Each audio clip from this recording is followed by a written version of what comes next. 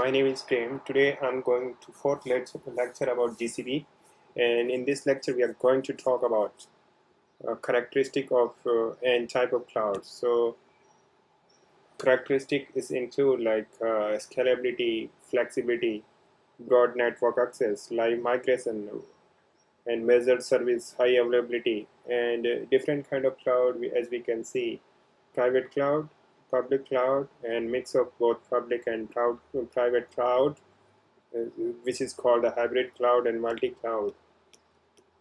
So these are in a diagram you can see cloud computing, and this is deployment methods, and these are characteristic of clouds. So clouds should be highly, the scalable and flexible to use, right? Based on the it's on demand of scaling work not only upward but also downwards. It can upscale, downscale, depending upon the loads of the sites or your work. It's called auto scaling. Broad network access. Broad network access is an inherent property in any cloud service. With broad network access, you can manage your cloud infrastructure from anywhere in the world, provided the laptop and internet. Live migration. So live migration is a vital service. It's a reduce the risk of bigger downtime due to the system upgrade rollouts. So if you have a peak time, your business and subsequently your host machine restarted, inform you are installed the critical update, you will go nuts. So GCP Live Migration Compute Engine, where the server is shifted to another compute machine in the case of security update or maintenance, need to carry it by the GCP. So it will handled by cloud service provider. Virtualized portability. So in one day by day life, we change different service provider. For example, we continuously upgrade the latest phones. If X brand is offering more feature and provides more value than money, you immediately switch with X brand. The same goes with the cloud provider. Migration between different cloud providers is simple. Whenever you feel like switching cloud provider, you can change it. But usually every operator looks long-term relationship, and they will make you feel important them so that you stay with them. Sometimes they provide you use discount and minimize the unexpected cost.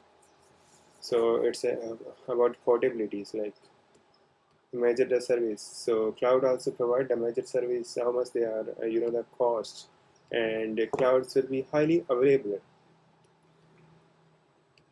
So different type of clouds, as we discussed, private, public, hybrids, and multi-clouds, right? So typically in the private cloud, some organizations they have very highly secure information. They would like not to share with the public. In that case, they have VPN to access those clouds. So typical example is like company Infosys, Wipro, and other cloud service-based company use with approach, and they use VPC. Public cloud. So public cloud is typically like internet, which I'm using these sites. It's a kind of the public cloud. So, uh, so for example, deployment Amazon.google.com, all these websites that can access over the internet. These websites are deployed under public clouds. Hybrid cloud. So it's the kind of the mix of public and private. So how the company will host company website in public service that open to all. So that server, the host of company's website, it will be part of publicly. However, all the internet websites track research data will hosted in the private cloud. Multi-cloud. Multi-cloud is the latest approach used by companies like Intel. They provide better support for their client. In this approach, customers are free to choose any cloud provider for a specific requirement. Another cloud provider for different needs. For example, company X want to opt the Google Cloud for better pricing, is a CPU-intensive task and used for AWS for long-term data storage and host a specific file at different geographic locations.